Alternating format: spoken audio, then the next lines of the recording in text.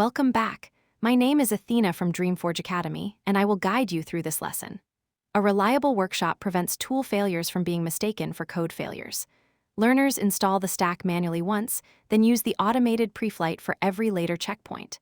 By the end of this lesson, you will install and verify Node.js, Git, VS Code, Claude Code, and Codex on Windows without exposing credentials.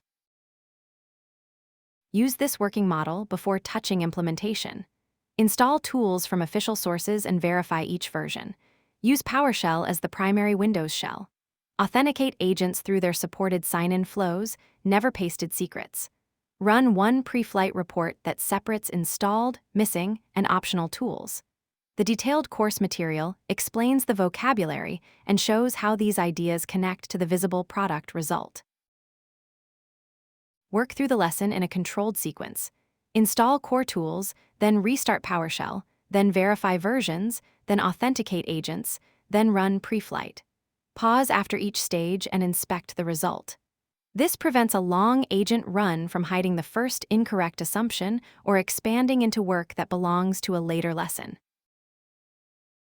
Claude Code leads the walkthrough, but the instruction is intentionally portable to Codex. Guide me through a Windows-first development tool check. Ask me to run one command at a time, explain the expected result in plain language, and never request an API key or secret. Keep the acceptance checks visible, review the proposed scope before edits, and require a report of files, commands, assumptions, and deferrals. Verification is the learner responsibility.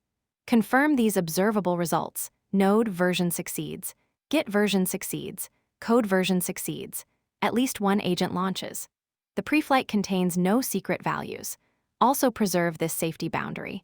Never show tokens, environment values, browser profile details, or personal terminal history in screenshots. If one check fails, repair the smallest responsible layer and run the check again. Complete the assignment. Save a screenshot of the redacted successful preflight and write where your course projects will live.